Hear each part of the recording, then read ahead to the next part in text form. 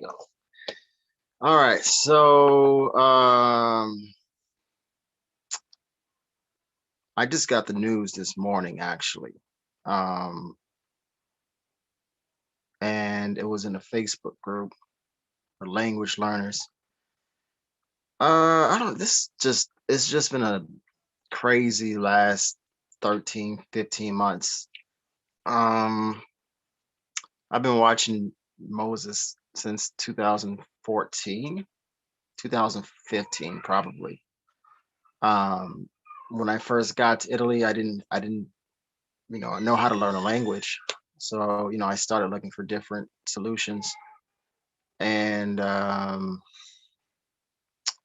started with Duolingo. And at the time, I was actually teaching English to my clients. I was working at a language school. I had no clue how to learn a language on my own. I was using the school's method to teach English, but I realized there was still some sort of gap, and they still had problems with speaking and listening. So even for myself, I was trying to learn how to learn language. So this is my first real language that I had to learn, besides the Spanish that I tried to learn for 4 years in high school. But anyway, um, I started learning a language on my own, and then I came across Benny Lewis. I came across Moses, and then I came across Luca Lampariello. This is like 2015, 2016. And then I started learning about how to learn a language, how to become fluent in a language by yourself. It's like 2015, 2016. And I remember, I think the first video that I saw of Moses was with Benny Lewis. I think they were in Ohio in a mall.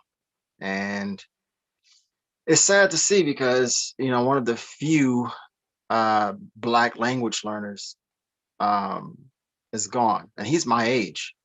Well, he's around my age. I'm 39. I think he died at 40. And it's just sad to see because it took him a long time. I think he's been on YouTube for almost 10 years, and he recently just blew up. I think he blew up in the last year or two. And I actually bought his FLR method, and his style was just it's different from mine. I learn up until C1. That's my goal. I think he learns up until like an A2 or B1, like a intermediate level. But beside the point, he was one of the first people to inspire me to even learn a language. But just to see someone like me learning a language, um, it just pushed me.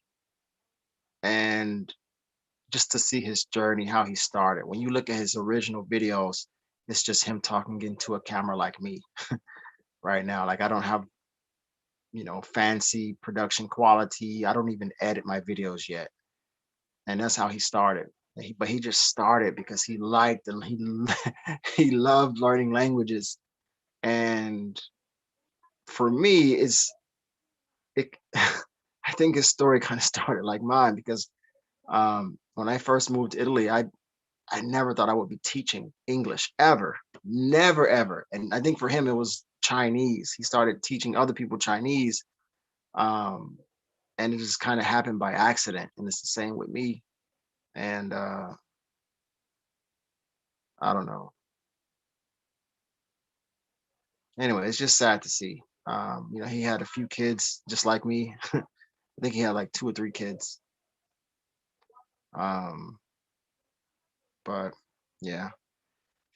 Anyway, you will be missed, Moses. Man, he spoke like I don't know, like 50 languages too. Even if it was at the A2 level, even if it's the pre-intermediate level, that's still impressive. I mean, he probably spoke Chinese, Mandarin, probably at the C1, C2 levels. I think he spoke Chinese, Mandarin, Chinese Cantonese or Cantonese. I don't know if that's Chinese Mandarins. He spoke Mandarin, Cantonese, and then I think he spoke Japanese at really high levels. And probably the rest of the languages were lower. But anyway, that's still impressive. It takes a lot of time, a lot of effort. I mean, he put in a lot of work, and man, just an example for us. But also, it's a reminder for me, like man, I gotta get my life right. And not that I'm doing anything wrong, but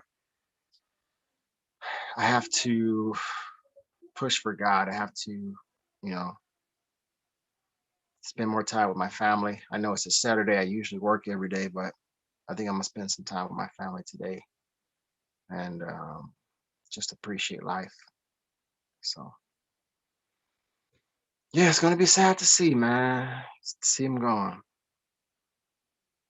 So Moses, thank you for your work. Thank you for what you've done for all of us, for anybody that's in the language learning community. You've been a big inspiration for all of us. So thank you so much. And I'll talk to you guys